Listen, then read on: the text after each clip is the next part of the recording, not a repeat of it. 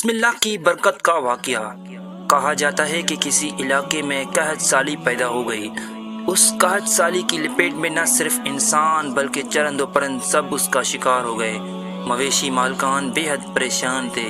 اس دوران ایک مسجد کے مولوی نے جمعہ کے خطبے میں نہایت یقین کے ساتھ یہ بات بتائی کہ اللہ کا نام لے کر یعنی بسم اللہ الرحمن الرحیم پڑھ کر دریا کو حکم دیا جائے تو وہ بھی نافرمانی نہیں کرتا۔ خطبہ سننے والوں میں ایک چراوا بھی موجود تھا۔ مولوی کی یہ بات اس کے دل میں اتر گئی اور اس بات پر اس کا یقین کامل ہو گیا۔ اس نے واپس آ کر اپنی بکریاں کھولیں اور سیدھا دریا پر چلا گیا۔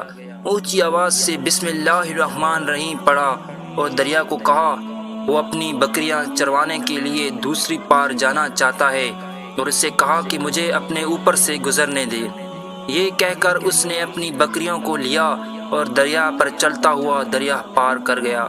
دریا کے دوسری طرف کا علاقہ گھاس سے بھرا پڑا ہوا، درختوں کے پتے بھی سلامت تھے کیونکہ کسی کو یہاں تک آنے کی رسائی نہیں تھی۔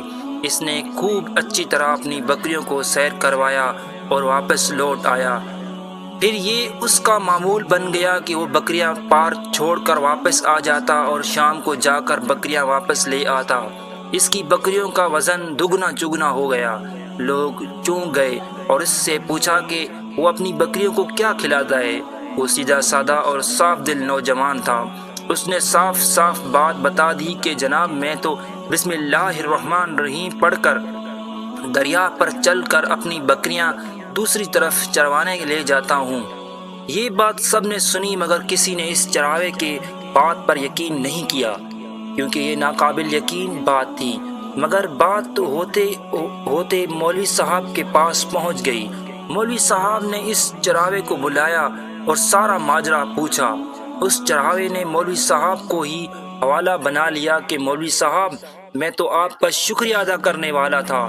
آپ نے جمعے کے خطبے میں جو مجھے نسخہ بتایا تھا بسم اللہ کہہ کر دریا کو بھی حکم دو تو وہ بھی انکار نہیں کرتا۔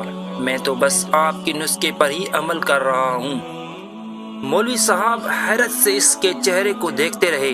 مولوی صاحب نے کہا بھائی صاحب ایسی باتیں تو ہم ہر جمعے میں کرتے ہیں، فقط ان کا مقصد لوگوں کا ایمان بنانا ہوتا ہے۔ مگر بکریوں والا ڈٹا رہا کہ میں تو بسم اللہ کہہ کر پانی پر چلتا ہوں اور بکریاں سمیت پانی پار چلا جاتا ہوں۔ آخرکار مولوی صاحب نے صبح خود یہ تجربہ کرنے کی ٹھانی، جسے دیکھنے چراوے سمیت پورا علاقہ بھی آ گیا۔ مجمع زیادہ تھا۔ مولوی صاحب نے ایک دو بار سوچا کہ انکار کر دوں کہ کہیں ڈوب نہ جاؤں، مگر وہ جو مولوی صاحب کو کندھے پر اٹھا کر لائے تھے اب بھی جوش و خروش سے اللہ اکبر کے نعرے لگا رہے تھے، مولوی صاحب کے حق میں تعریفیں کر رہے تھے۔ آخرکار مولوی صاحب نے اپنے ڈر کو دور کرنے کے لیے ایک رسہ منگوایا۔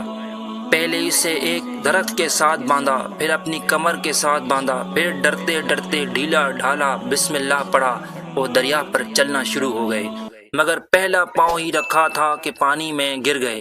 مولوی صاحب ڈبکیاں کھانے لگے اور پانی کے بہاؤ میں بہنا شروع ہو گئے۔ لوگوں نے کھینچ کھینچ کر باہر نکالا۔ مولوی صاحب کے اس حرکت نے چراوے کو پریشان کر دیا۔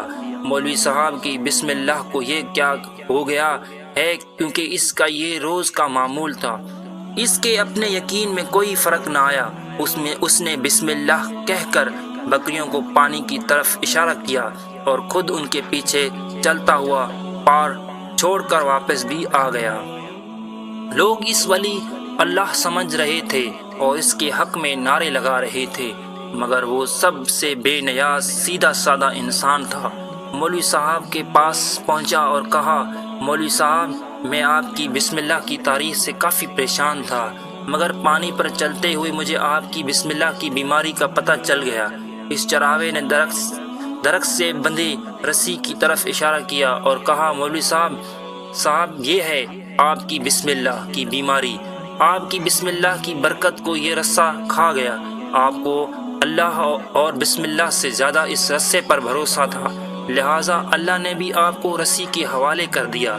پھر کہنے لگا مولوی صاحب آپ بھی کمال کرتے ہو، میں نے آپ کو منہ سے سنا اور یقین کر لیا، اور میرے اللہ نے میری یقین کی لاج رکھ لی، مگر آپ نے اللہ کا کلام سنا مگر یقین نہیں کیا، لہٰذا آپ کو اللہ نے رسوا کر دیا۔ محترم عزیز دوستو، یہی کچھ ہمارا حال ہے، ہماری نمازوں اور دعاؤں کا حال بھی یقین سے خالی ہے۔